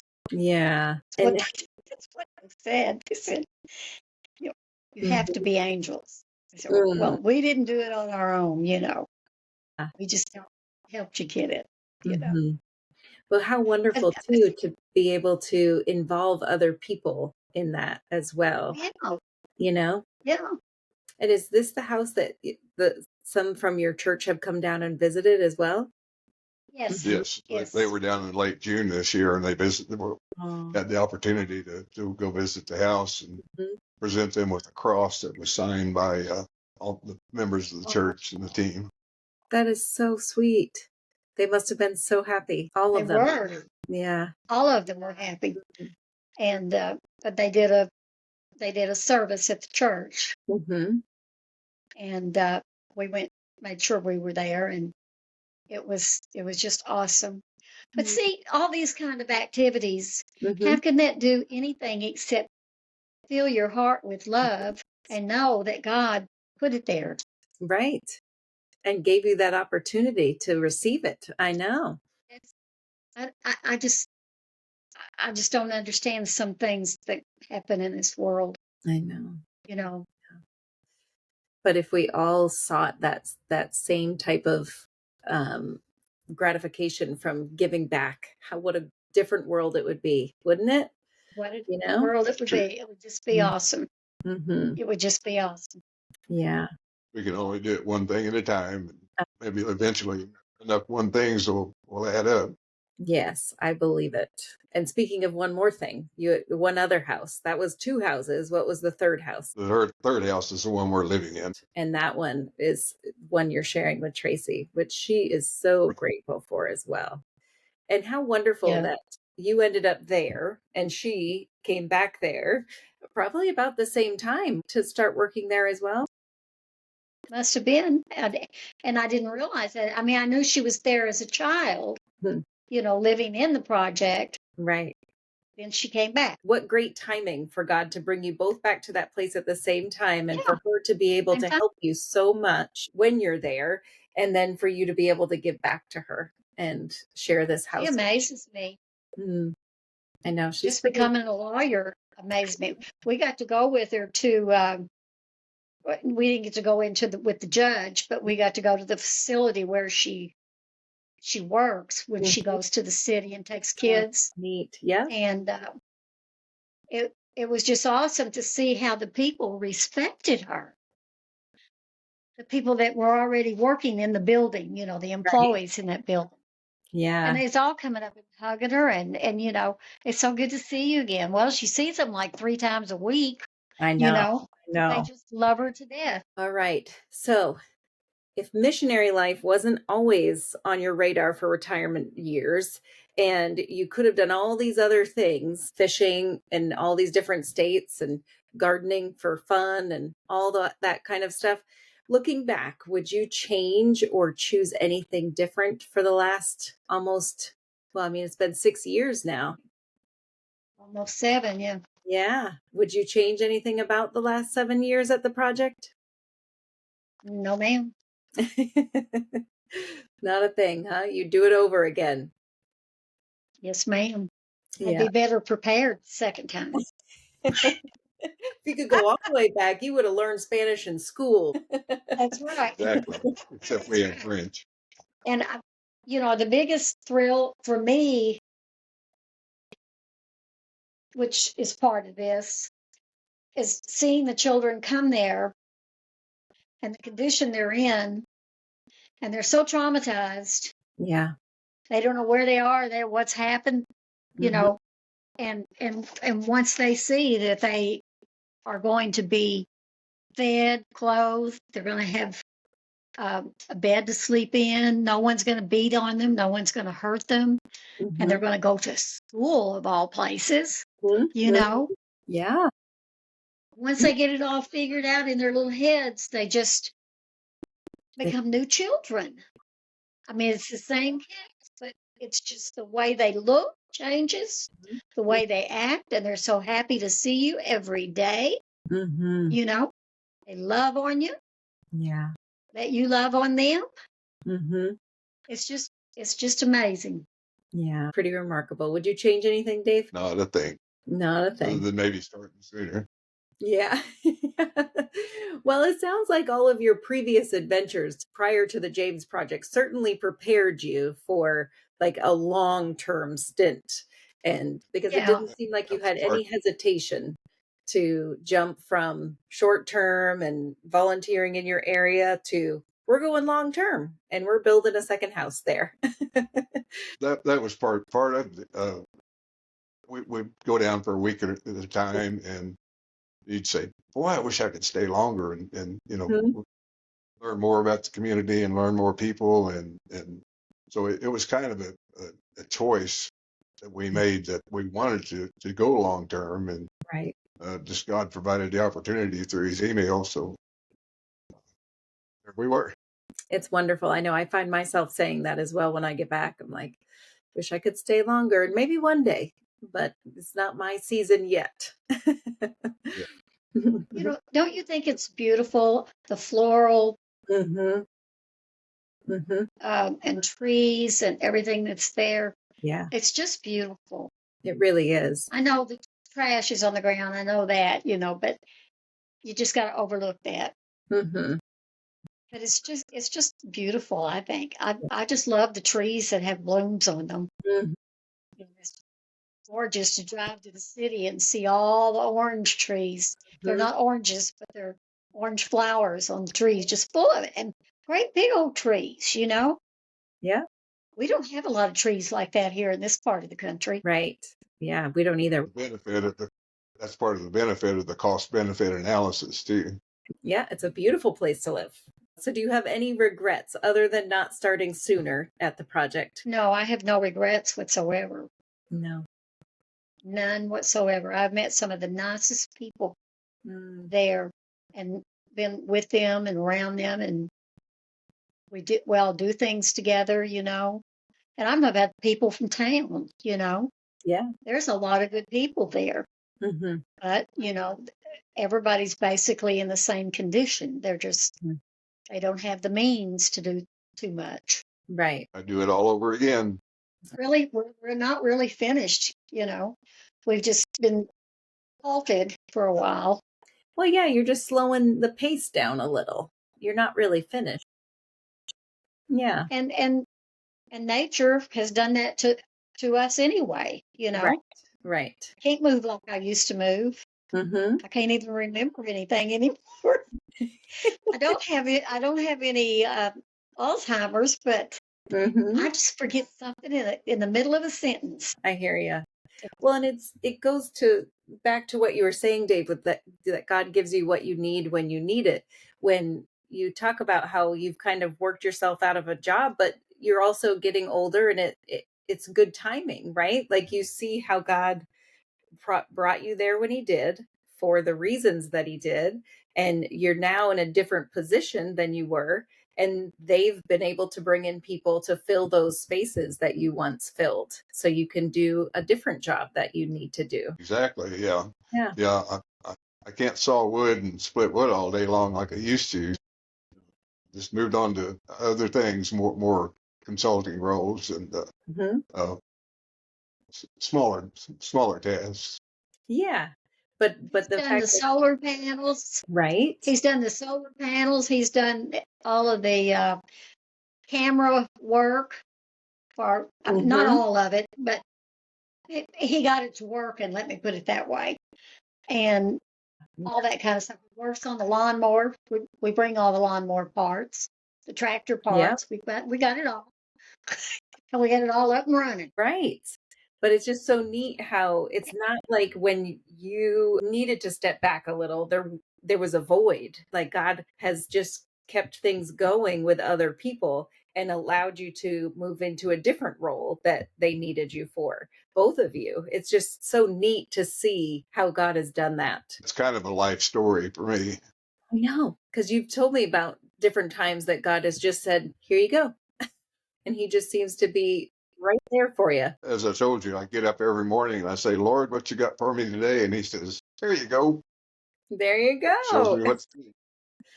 And that's such a great motto to live by, I think. But I don't know that everybody is able to do that. What do you attribute your ability to just have that carefree, so many people are weighed down by the weight of the world and their circumstances, and not that circumstances have to be perfect, because I'm sure yours aren't either. So how do you get yourself to that point? If someone's listening and they're like, well, I wish I was like Dave, who could just get up and say that every morning, what would you say? I guess it's part of my human nature that was, built into me early on. Mm. But I keep getting back to the story somebody told me one time. He says, well, when things get rough and you don't know what to do, just put your hands in your pockets and walk back and forth a little bit and look around and say, everything's going to be all right. Hmm.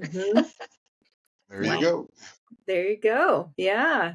That's a great attitude to have. Mother was an influence too. Yep. His mom, I think, was a big part of this. She Mm. was so proud of him. Oh, I bet. She used to always say that he was her smart son. And I'm sure he behaved in front of her all the time. Not that she was mean or anything like that, but she was just a strong woman herself.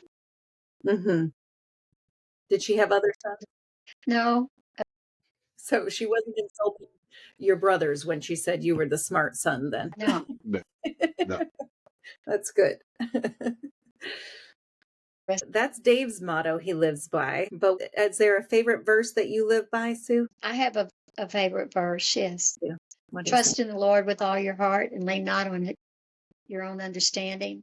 it? In all their ways acknowledge him and he will direct your paths. Mm. And I depend on him for that all the time. I guess you can many different ways, but that's mine. Mm-hmm. And it sounds like both of you can turn around and look back at your lives and see where God has come through for you in that vein, that you've trusted in him instead of relying on your own understanding, and he's made your path straight. Not always smooth, right? They're straight toward him, but that doesn't mean it's not going to be rocky and rough and bumpy at times. Yeah. I mean, if anything helped me during my daughter's death, it was that verse. Yeah. You know. Because it's so hard to wrap your head around understanding why something like that has to happen. That's not how we envision life going, outliving our kids. No. And all deaths are hard, but there's just something about a child's death you can't shake. I mean, you think you're doing fine, and all of a sudden, there it is. Yeah. It's just And it doesn't happen that way with my mother and my father. Right. I think of them, and I love them and I miss them, but it's not the same as my child. Mm-mm. And all of my siblings have died except myself and my youngest sister. So it's she and I and my granddaughter are all that's left. Even all of my mother's and dad's sisters Sibling. and brothers have died. Mm-hmm. We're just down to cousins and nieces and nephews. Yeah. Yeah. I didn't mean to talk that much about that, but That's okay. No, I think it's important because some people think that being a Christian is a crutch and you're trying to look for an easy way to live or something, but there's no promise of ease in the Bible. I mean, Jesus says, in this world you will have trials and tribulations, but take heart because I've overcome the world. He's not promising a pie in the sky kind of life. It says, I will make your paths straight. And I always think of that like straight toward him doesn't mean they're smooth and easy. So I think it's important for people I to know. can promise you with all my heart and soul that he has let me know. I don't know how to explain that to you, but he has let me know. Not on just one occasion, but on, he's let me know that Yeah. he's there with me. Mhm. I've never even told David that. Yeah. He is good even when life is not. And when he lets you know, you just have it's just the most wonderful feeling. It just kind of fills you Yeah. from top to bottom. That's what happens to me. I don't know about other people. I have heard someone describe a very similar thing. It feels like liquid love just filling you from Well, top to that's a good example. Yes. I would probably never come up with that, but it just fills me from top to bottom, all the way to my toes. Wow, that's great. And your motto is, what have you got for me today, Lord? Exactly. That's good. He's so funny. He always lets me know when God's done something like that. Yeah.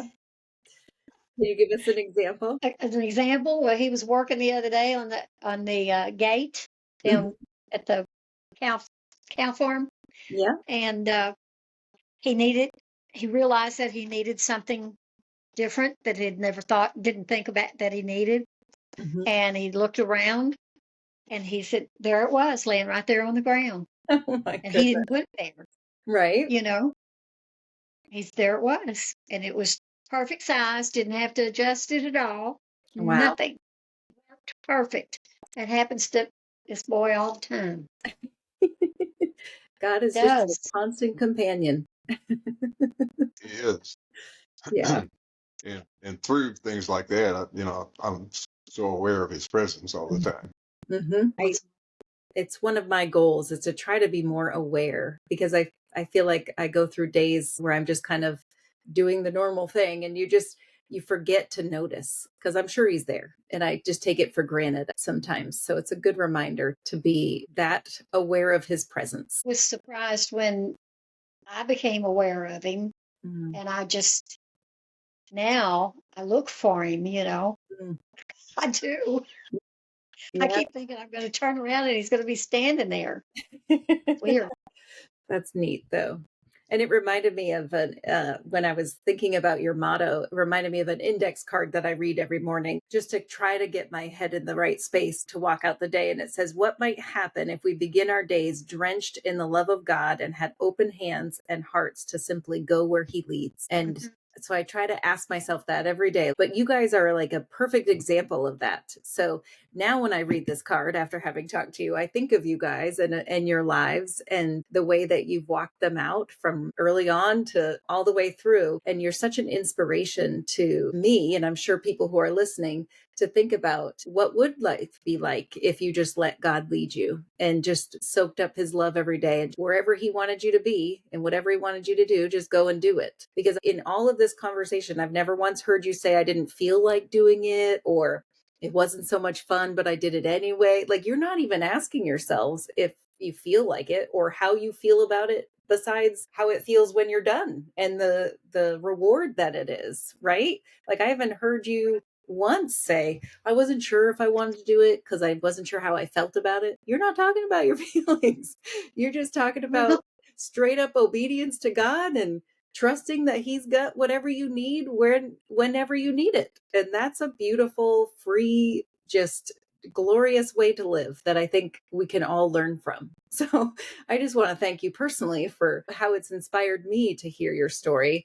And I'm sure that I speak for others when I say that this will inspire a lot of people to think about that, because you're beautiful Thank you. examples. That reminds me too, because if this has been your example, what that's kind of like your legacy, right? Like thinking about what we leave behind. And you guys have thought about what you're going to leave behind, not only with your time and your talents, but you've also started some foundations, right? So that your giving continues, your generosity continues when you're gone. We have one foundation, and it's both of us. So when we die, hopefully somebody will take care of our needs for that. No, I mean they will. His granddaughter is on the board, and she's a good girl, and she'll take care of it the way it's supposed to be handled. Nice. And it's mostly designated, to help people in countries like Guatemala. Mm-hmm. It's designated for basically the work we've done Yeah. through our life.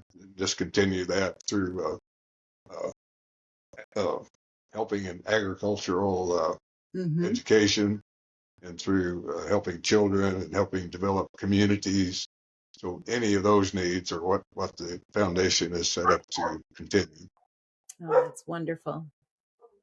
And so you mentioned your granddaughter. So think about that too. That just reminds me also of legacy, because you're not just leaving behind your funds for her to manage, you're leaving behind your example for her to follow, right? Right. Right. It sounds like she's already kind of got that heart for what you're doing. She does. Yeah. She helped us watching the house when we were gone, and helps us with this, and she's just a loving young lady, and we appreciate what she does. That's wonderful.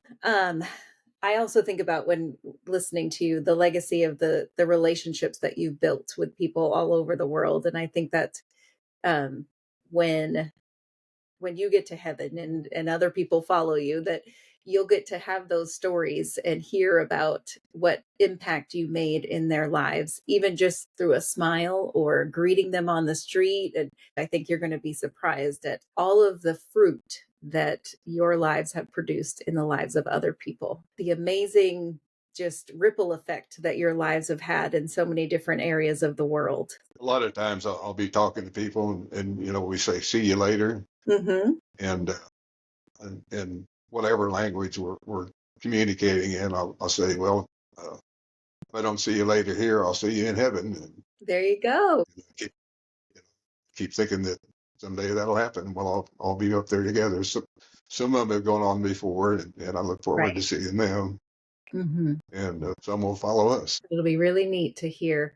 Thinking about all the way back to the taxes and the ramps, and just think of all the people that you've impacted in your lives. It's remarkable. I'm just in awe of all that you've done and the legacy you're building every day. I hope you know how appreciative people like me and anyone who hears this, and I'm sure people in your family are. So, speaking of legacy, what do you think the legacy is, based on your experiences with the James Project? What do you think the legacy will be of the James Project? I think their legacy will be in the children that they have been able to help and improve their lives and teach them about God.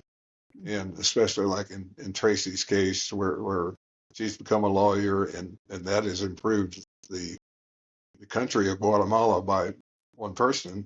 Mm-hmm. But you multiply that by all of the girls and young men that have gone through the project. Yeah.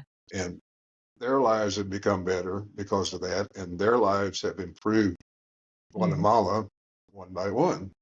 Right. And that's all we can expect, one by one. You change one person, and their legacy goes on, and they change another person who's their their Mhm. followers, their ancestor, protege, and it just continues on.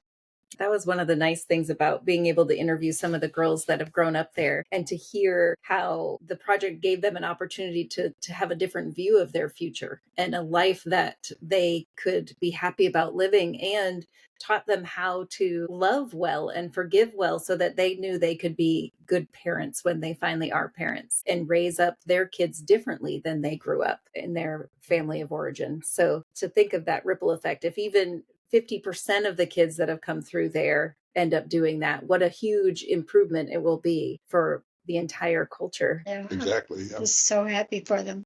The girls live in the city, they're doing well. Alejandra and Lindy, they're doing great. But they're just really good employees, and that's where they grew up. I mean, from little bitty kids, they were just tiny. I know. And they're so happy to be able to give back. It's amazing. Yeah, it is. Well, did we miss anything that you wanted to share? I don't think so myself. Um, I worry about the kids whenever they go home, Mm, but I try not to let that dwell on me, mm. because now with the uh, social workers getting ready to, or going to their houses after they go home, Yeah. that's made me feel a little bit better, that because they'll come back to us Mhm. if they're not being treated correctly Right. and Right. all that. Hmm. I just want whoever, like when Tiffany and Brian leave, I hope another good couple comes in, and a good Christian couple. Hmm. Everybody that works at the project that draws a paycheck, Hmm. they're all Christian Guatemalans. Yes, they are. That's you have to keep that uh, Cultural aspect. culture alive. Yeah, Yeah. Yeah. I know it's wonderful that they have Guatemalan house parents and that they care that much to make sure that those kids have house parents that they can relate to and connect with in that way. The care that they've taken to staff it well and with people who have a heart for the mission, because it's not just a normal job. It's all encompassing when you're there. oh yeah, It is a lifestyle that you have to be willing to pour yourself into. So I'm glad that they've been so fortunate to find so many people that are willing to do that, both Guatemalans and missionaries. right. I can't wait to get back there and go out to where the redeemed women are going to be. Yes, yes. They've cleared a lot of the land and they were starting to dig the well the other day. Oh, really? That's good. Good. I heard that. I just heard that the other day. That's very exciting. When do you guys head back down? Do you have a date? Well, we're not going to go back until after my January appointment. Right. And so, depending on what he says, Hmm. I mean, so far today, I haven't had a leak whatsoever. Right. But this was the first day I didn't have drops, also. Mm-hmm. And anyway, I'd just rather wait and see. It's so expensive to fly back and forth, Right. Yeah. And otherwise we would already be back. We could have gone back in between this, but we've not been home at Christmas and Thanksgiving, and so we thought we'd just go ahead and stay here, because we came home in mid-August, but we only came home because the doctor said come home. Mm. We need to get you taken care of. Well, I'm glad you're going to be home for Thanksgiving and Christmas. First time in quite a while. That'll be fun. Yeah, we're going to have all the grandkids and great grandkids over at one time. Oh, that's exciting. That's worth staying home for. When you're 3 generations deep, it's hard to get everybody together because there are so many different families, Yeah. in-laws, outlaws, exes, and Mm-hmm. the whole 9 yards. Well, I'm glad But anyway, it's going to be exciting.